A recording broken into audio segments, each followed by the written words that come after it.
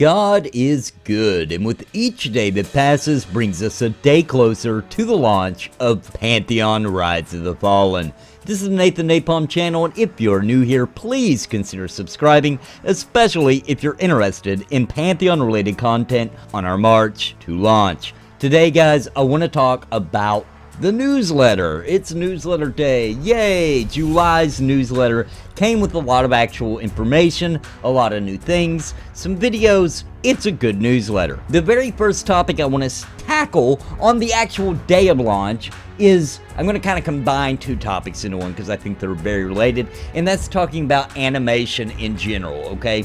So today we're going to be talking about the actual new animations that we've seen from the newsletter, as well as some of the visual effects that have been shown to us as well. Okay, we're going to talk about that, and we're going to kind of run through that information that we got. So first of all, they brought on a new team member, Kyle Olson, onto the programming staff, okay? He's working on what they call their character controller. So this is basically the software that makes your animations happen in the game. For example, jumping off a cliff, hitting the ground, the character controller would then trigger which animation to happen when you jump, while you're falling, and then when you actually hit the ground. So that's what a controller is, and with his controller, it just basically makes the actions that you do that are involved with the server side very trivial, very easy, and from a viewer standpoint, from a person just looking at this, that probably means nothing to you. But basically, for a programmer, or for the developers, they're pretty excited they're able to do that efficiently.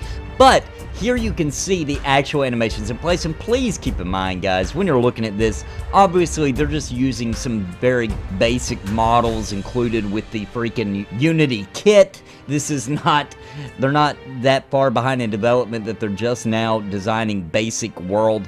What I want you to notice in this though is that everything looks very seamless, okay? It happens automatically. You can see as soon as the character hits that wall, then automatically his arms are already coming up, ready to receive it.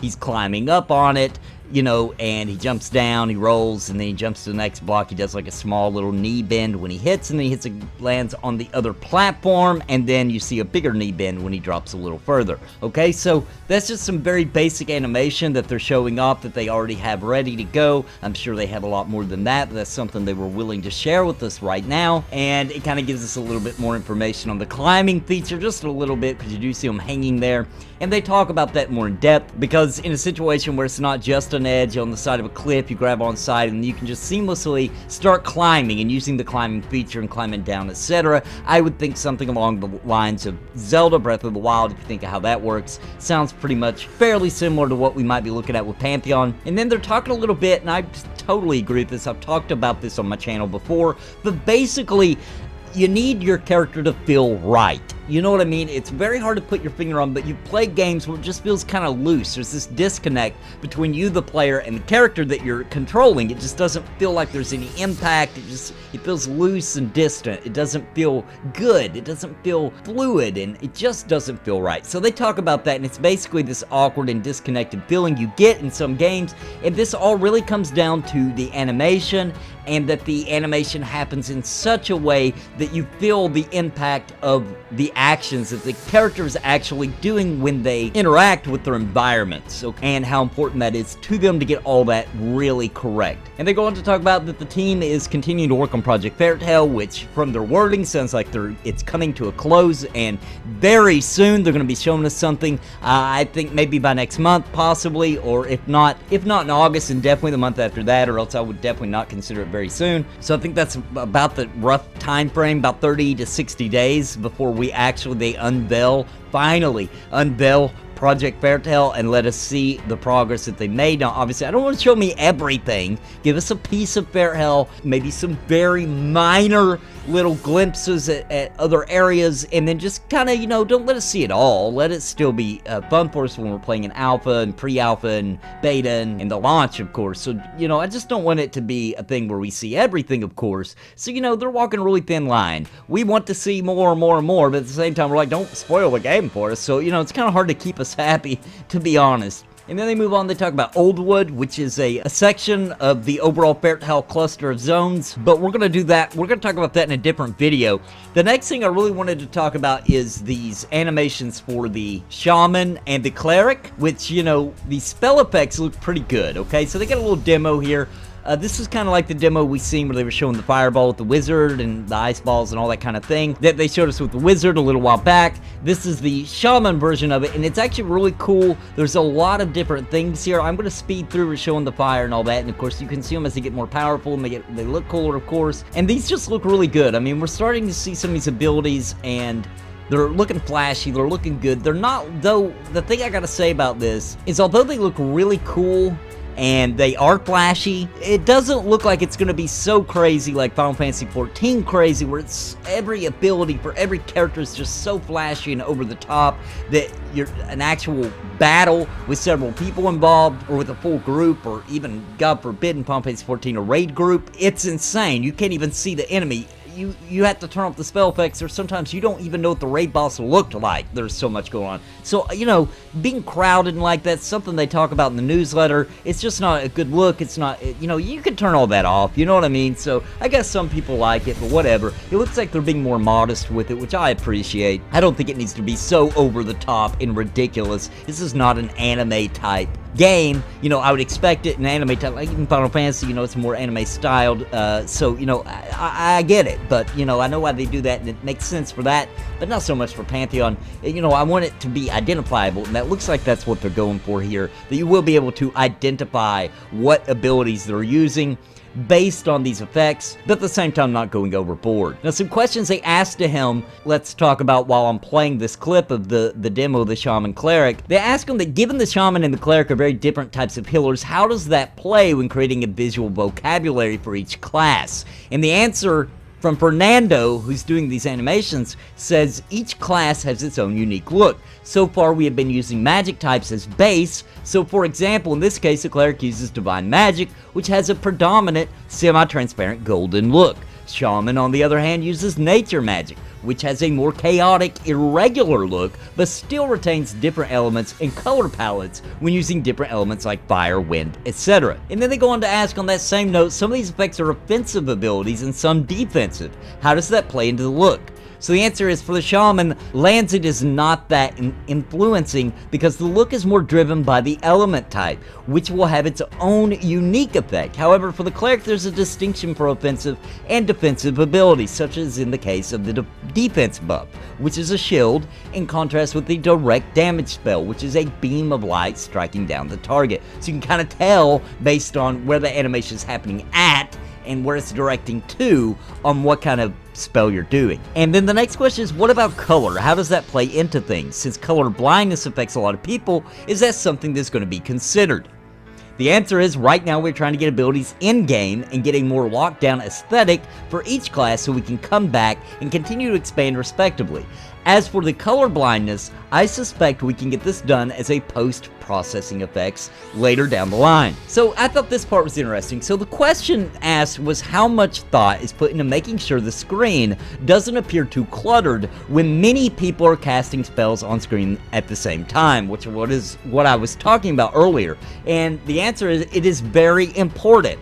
When starting off a new effect, I always have a chat with Chris Perkins, and we do talk about cooldowns, resource costs, if it's a high-level ability or not. Normally, these factors will dictate the scale of the ability as well as timings. So, in my opinion, you went a little off-topic there. He did answer the question at the very beginning, though. It's very important. You know, you can tell. You can tell by looking at that that's a process, but then he kind of goes off on another subject there, but still, important information to gather that these are all from the very concept of the animation. They're kind of working in cooldowns, resource costs, so, you know, basically, so it's not this too big of a flashy effect if it's something you have to cast every 4 seconds, you know what I mean? Now, here's another interesting thing, and I was a little shocked by the answer, actually. Question was, is the effect scaled at all for different character models? For example, a halfling versus an ogre, or even NPC character models that might be very large. The answer was, so far there hasn't been any discussion about changing the scale of the abilities on my end. However, this might change in the future through the ability system and takes care of spawning them.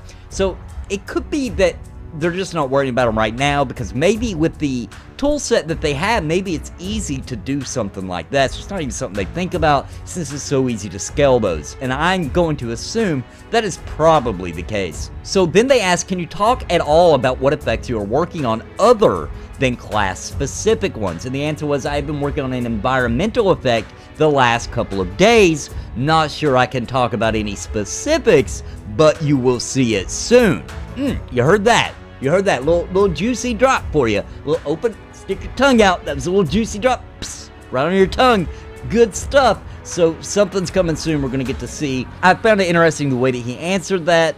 It still could be what my brain was thinking, because I just assumed if they're going to show off an event, like an environmental event, like that lightning thing, and that weird mob, raid boss, name mob, whatever it was they showed at the end of the last Code Carnage stream, that I did a whole video about. You can check that out if you're interested. I just assumed it would be that, right? Like, they're going to show us something, it would probably be that, the lightning, the places where you can go seek shelter that look kind of like frozen pillars, all that kind of thing. So, but this sounds like something different, because he says he's been working on the environmental effect for the last couple of days. This was something they talked about a couple of months ago, so maybe it is still the same thing. They've just been tweaking it even further. Not sure about that. So the last really interesting question I saw on here about this was, how do you differentiate cleric effects from, say, paladin effects that may have similar aesthetics? So, you know, paladins and clerics, because they kind of still came from lore-wise the same school, you know, you would just expect them to share some kind of looks to their abilities and things like that. So the answer was, so far I haven't done any paladin effects, but I already have some key notes that will distinguish them from the cleric abilities. Right now it is too early to say, but what I have planned is to integrate a secondary complementing tint. And that's what we got, guys. And that's all the kind of information that we had on the animation update. Still kind of a lot more than we've seen in a long time. And, you know, the most exciting thing about this newsletter to me was the videos where we get to see a little bit behind, we get a tiny peek behind the curtain and some of the things going on. I mean, guys, this is tiny. If you think that this is all they've done all this time, calm down, take a deep breath, This is the tiny bit they're willing to show us right now, but very soon, guys, very soon, they're going to unveil this on us, probably in a stream, probably Code Carnage, I would assume, and they're probably going to show it off a little bit and take him on a tour. I would say this would be more of a tour-type stream like they've done in the past, where they just take him to some different areas, show him how cool it looks, show him some of the effects going on, the lightning, the weather, all that kind of thing, you know, kind of roll it through on the server, show him some really different things, the night and the day, and all kinds of cool stuff like that. And it would be a small tour of a portion of Fairthell. That's what I believe is coming very soon. And like I said before, within 30 to 60 days, I would consider very soon. Any further than that, and I would say that was more soonish. So we'll see what happens, guys, but of course subscribe to the channel if you haven't already. I will be staying up to date, of course, on absolutely every piece of information coming. And don't forget, we still have the 1 hour long interview with Brad McQuaid, which is coming super soon, and I will be breaking that down.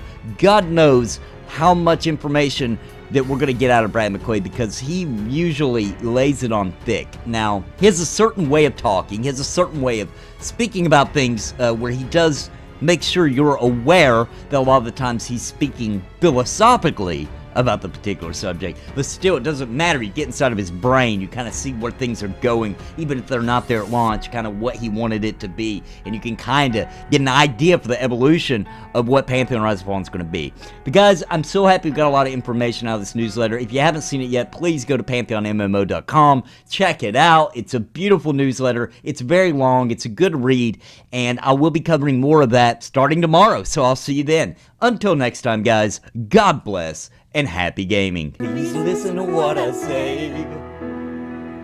I've been making videos all day. My friends all say I'm it's a video buffet. You can even hit replay. But please just subscribe.